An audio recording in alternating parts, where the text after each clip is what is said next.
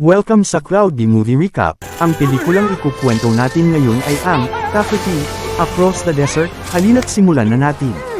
Nagsisimula ang kwento sa Savannah. May isang hayop na nagngangalang Tieti na nakatira kasama ang kanyang lolo, ina, at mga kapatid. Nagsimulang magsalita ang kanilang lolo at binalaan sila tungkol sa buhay sa kagubatan, lalo na sa pakikisalamuha sa mga estrangherong hayop tulad ng mga leon, lawin, at mga paro-paro. Nakinig ang mga bata sa kanyang mga salita, at kinabukasan ay nagising si Tieti at lumabas ng bahay.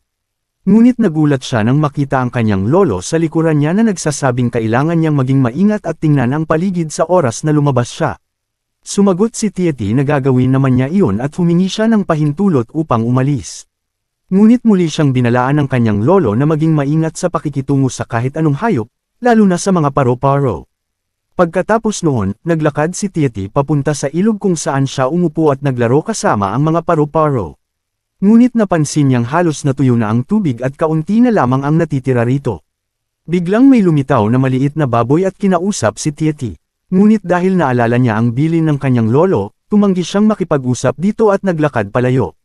Biglang dumating ang isang lawin, sinunggaban ang baboy, at lumipad palayo kasama ito. Agad namang tumakbo si Tieti upang iligtas ang baboy at nahawakan niya ito, ngunit nadala rin siya ng lawin sa ere. Ginamit ni Tieti ang lahat ng kanyang lakas upang hilahin pababa ang baboy hanggang sa hindi na sila kainang buhatin ng lawin at napilitan itong pakawalan sila. Bumagsak sila sa lupa at nagpasalamat ang baboy kay Tieti habang ipinapakilala ang sarili nito bilang si Pencil. Napansin naman ni Tieti ang mga sugat sa likod ni Pencil na gawa ng kuko ng lawin kaya inalok niya itong sumama sa kanilang bahay upang magamot. Magkasama silang umuwi ngunit nagulat sila nang makita roon ang lolo ni Tieti. Galit itong sumigaw dahil hindi siya sinunod ni Tieti at agad na pinalayas ang baboy sa kanilang bahay. Sinubukan ni Tieti na ipaliwanag ang nangyari ngunit nanindigan ang kanyang lolo. Maya-maya, lumabas ang ina ni Tieti at nang makita niya ang mga sugat ni Pencil ay nagpasya siyang tulungan ito.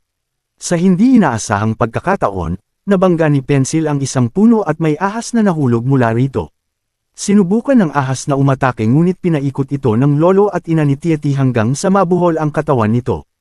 Hinawakan ito ng lolo at itinapon palayo ngunit nakagat na siya ng ahas sa kanyang braso kaya bumagsak siya sa lupa. Tinawag niya si Tieti at sinabi na nagsisimula ng kumalat ang lason sa kanyang katawan.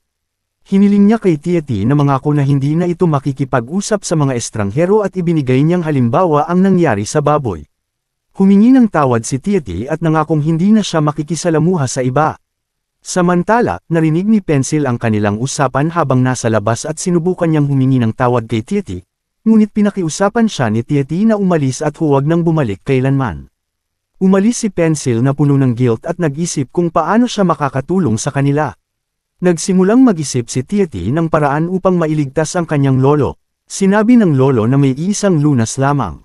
Kailangan niyang maglakbay sa desyerto hanggang marating niya ang tarangkahan ng mga ahas kung saan matatagpuan ang mahiwagang asul na bulaklak na may kapangyarihang makapagpagaling ng kahit ano. Ngunit sinabi ng ina ni Tieti na isa lamang itong matandang alamat at maaaring kathang-isip lamang ang bulaklak. Nang marinig ito ni Tieti ay nagpasya siyang hanapin ang bulaklak.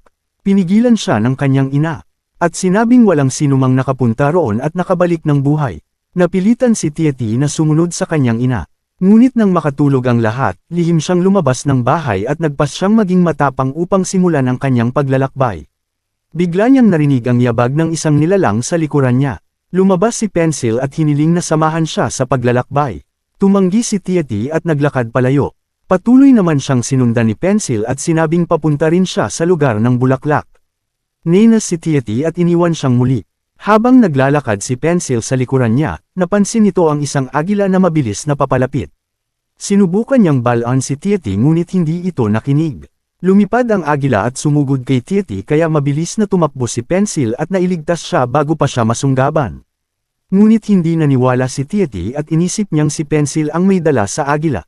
Sinubukan ni Pencil na ipaliwanag ang totoo at iminungkahing magsama na lamang sila. Maya-maya, nagsalita ang agila at sinabi sa kanila na puno ng ahas ang desyerto at mamamatay rin sila roon. Natakot si Tieti at sa huli ay pumayag na sumama kay Pencil. Habang magkasama silang naglalakad, nagsimula silang mapagod at mauho kaya naghanap sila ng oasis. May nakita si Tieti mula sa malayo kaya mabilis silang tumakbo papunta rito. Ngunit pagdating nila ay natuklasan nilang halos tuyo na ito at kaunting tubig na lamang ang natitira. Inalok ni Tieti si Pencil na uminom ngunit nang lalapit na ito sa tubig ay dumating ang grupo ng mga tagak na uhaw rin. Dahil dito, nagpasya si Tieti na ipaubaya sa kanila ang tubig kahit hindi siya makainom. Maya-maya, may maliit na daga na lumitaw sa kanilang harapan. Nag-isip si Tieti ng plano at sinabi kay Pencil na sundan nila ang daga dahil tiyak na may pagkain o tubig itong pupuntahan. Sinundan nga nila ito at natuklasan nilang may nakatagong napakaraming pakuan ang daga. Ngunit tumanggi itong ibigay sa kanila ang kahit isa. Nakipag-away si Pencil dito habang sinusubukan naman ni Tieti na pakalmayan sila dahil may naririnig siyang kakaibang tunog sa paligid. Totoo nga ang kanyang kutob dahil biglang lumitaw ang isang malaking grupo ng mga lobo at inatake sila. Agad na kumilos sina Tieti at Pencil at ginamit nila ang mga pakuan upang hampasin ang mga lobo. Ngunit nadapa si Tieti sa isang lubad kaya bumagsak siya sa lupa. Nagsimulang maghagis ng mga pakuan ang mga lobo laban sa kanila. Tumalon naman si Pencil sa ibabaw ng mga pakuan dahilan upang pumutok ang lahat ng ito sa katawan ng mga lobo maliban sa isa. Sinamantala ni Tieti ang pagkakataon, kinuha ang natitirang pakuan, at mabilis silang tumakas ni Pencil, habang nasa daan. Napagod si Pencil sa kakalakad at hiniling niyang kainin na nila ang pakuan. Nang bubuksan na nila ito, nagulat sila dahil ang daga pala ay nagtatago sa loob nito habang kumakain. Hinati ni Tieti ang pakuan para sa kanilang tatlo. Pagkatapos noon, kinausap sila ng daga at sinabing nag-iisa lamang siya sa disyerto at wala siyang kasama. Inalo siya ni Pencil at sinabing magiging kaibigan niya ito. Sa oras na iyon, nalilito si Tieti at hindi alam kung saan sila dapat pumunta. Kaya sinabi ng daga na kabisado niya ang lugar at alam niya ang tamang daan. Sama-sama silang naglakbay ngunit muli silang napagod dahil sa matinding uhaw at pagod. Gayunpaman, tiniyak ng daga na malapit na silang makarating. Bigla nilang nakita ang isang ilog kaya mabilis silang tumakbo papunta rito upang uminom. Ngunit nang tikman nila ang tubig, nalaman nilang maalat pala ito. Nalungkot silang lahat dahil lalo lamang silang nauhaw at sinisi nila ang daga dahil maling direksyon ang itinuro nito. Inamin ng daga na niloko niya sila bilang paghihiganti dahil kinuha nila ang kanyang pakuan at sinira ang buhay niya. Nalungkot sina Tieti at Pencil sa kanyang ginawa. Maya-maya, may nakita silang grupo ng mga bulalakaw sa kalangitan. Huminto si Tieti upang pagmasdan ng mga ito at hiniling niyang sana kasama niya ang kanyang lolo upang makita ang magandang tanawin. Pagkatapos noon, may mga hugis hayop na lumitaw sa langit at nakita niya ang hugis ng isang cobra. Naalala niya ang sinabi ng kanyang lolo tungkol sa paglalakbay sa disyerto hanggang marating ang tarangkahan ng mga ahas kung saan matatagpuan ang asul na bulaklak na may simbolo ng cobra.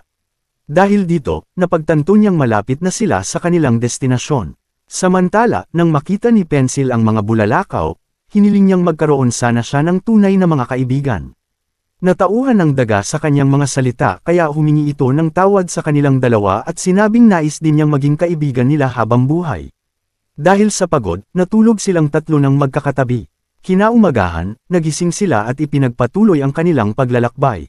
Biglang nakita ni Tieti ang tarangkahan ng mga ahas kaya labis silang natuwa dahil malapit na nilang maabot ang kanilang pakay. Naunang naglakad si Pencil ngunit natapakan niya ang napakainit na lupa at napaso ang kanyang buntot dahil sa tindi ng init. Mabilis niyang sinubukang patayin ang apoy sa kanyang buntot. Dahil dito, napagdesisyonan nilang hintayin na lamang ang gabi upang maipagpatuloy ang paglalakad. Nang sumapit ang gabi, muli silang naglakad at sinikap makarating bago sumikat ang araw. Ngunit napagod si Pencil at bumagsak sa lupa. Papalapit na noon ang pagsikat ng araw kaya sinubukan ni Tieti na tulungan siyang makatayo ngunit hindi niya ito mabuhat. Habang tumitindi ang init, dumating muli ang lawin at naghintay na mamatay sila sa sobrang init ng disyerto. Maging si Tieti ay nanghina at bumagsak sa tabi ni Pencil. Sumigaw ng malakas ang daga upang gisingin sila. Sa pagkakataong iyon, may mga elepanteng dumaan malapit sa kanila. Humanga ang mga elepante sa daga dahil mahaba ng kaunti ang ilong nito na parang sa kanila rin. Lumapit sila at iniligtas silang lahat sa kadinala sa kanilang lugar. Pagdating doon, binuhusan sila ng tubig ng mga elepante upang magising. Nang magkamalay sila, namangha sila sa lugar. Samantala, nagsimulang sumayaw ang daga kasama ang mga elepante. Naalala ni Tiety ang mga salita ng kanyang lolo na nagsasabing hindi kailanman sumasayaw ang mga elepante kasama ang mga daga at lagi siyang binabalaan laban sa pakikisalamuha sa ibang hayop. Dahil dito, napilitan si Tiety na umalis agad dahil nauubos na ang oras. Sinabihan niya si Pencil na manatili muna roon habang bumabalik siya, ngunit tumanggi si Pencil at iginiit na sasamahan niya ito. Habang naglalakad sila, biglang nagbago ang panahon at naging isang malakas na bagyo ng alikabok na halos tanggayan ang lahat. Pilit na kumapit sina Tiety at Pencil upang hindi matangay. Nakiusap si Pencil na bumalik na lamang sila ngunit nagalit si Tiety at sinabing hindi siya maaaring umatras dahil naghihingalo na ang kanyang lolo. Sinisi pa niya si Pencil dahil ito raw ang dahilan kung bakit nahulog ang ahas sa kanyang lolo. Nasaktan si Pencil sa kanyang mga salita kaya nagpasya itong umalis at iwan siya mag-isa. Naglakad silang magkahiwalay at nagsimulang makaramdam ng matinding lungkot si Tiety. Patuloy niyang tinatawag si Pencil ngunit walang sumasagot. Lumakas palalo ang bagyo kaya napilitan siyang manatili sa kanyang pwesto hanggang hamupo ito. Nang matapos ang bagyo, hinanap niya si Pencil at humingi ng tawad sa lahat ng masasakit niyang sinabi. Inamin niyang napakasaya niyang nakasama ito sa paglalakbay. Sa huli, napaiyak siya dahil pakiramdam niya ay tuluyan na niyang nawala ang kanyang kaibigan. Bigla niyang narinig ang boses ni Pencil at sinundan niya ito hanggang sa makita ang isang malaking butas na may kakaibang lugar sa loob. Nahulog si Tiety rito at lumubog sa tubig ngunit hindi siya marunong lumangoy kaya nagsimula siyang malunod.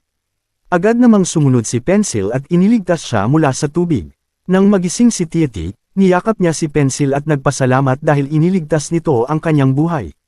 Pagkatapos noon, nag-isip sila kung paano makakalabas sa lugar na iyon. Iminungkahi ni Pencil na sundan nila ang agos ng tubig. Sumakay si Tiety sa likod ni Pencil habang lumalangoy ito sa tubig. Ngunit biglang may lumitaw na malaking isda at inatake sila. Mabilis na tumakas si Pencil habang hinahabol sila ng isda hanggang sa marating nila ang labasan. Sa wakas, nakita nila ang tarangkahan ng mga ahas at natuwa silang narating nila ito. Ngunit may malaking ahas na lumabas at umatake sa kanila. Agad na ginawa ni Tiety at Pencil ang ginawa noon ng kanyang lolo at inawotchen inapaikot nila ang ahas hanggang sa mabuhol ang katawan nito. Hinawakan ito ni Tiety at inihagis patungo sa dambuhalang isda bago pa sila nito maabyutan. Pagkatapos noon, pareho silang nahulog sa tubig. Pagpasok nila sa tarangkahan ng mga ahas, nagsimula silang maghanap ng asul na bulaklak ngunit wala silang makita.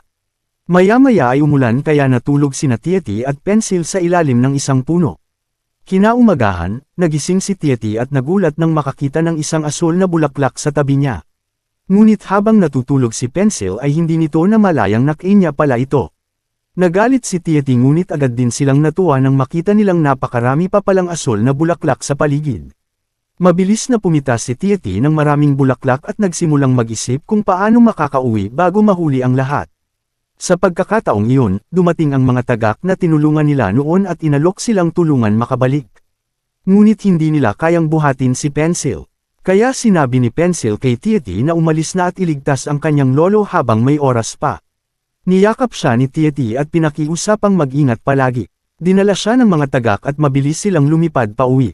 Samantala, narinig ng lawin ang lahat ng usapan ni Tiety at Pencil habang nakatayo ito sa puno. Natakot naman si Pencil nang makita ito. Sa kabilang banda, habang lumilipad pauwi si Tiety, naalala niya ang masasayang sandali nila ni Pencil at nalungkot siya dahil wala na ito sa tabi niya. Ngunit nang marating niya ang kanilang tahanan, agad siyang tumakbo papunta sa kanyang lolo at ipinakain dito ang bulaklak. Ngunit hindi ito nagising. Kinuha ng kanyang ina ang bulaklak at sinabing huli na ang lahat.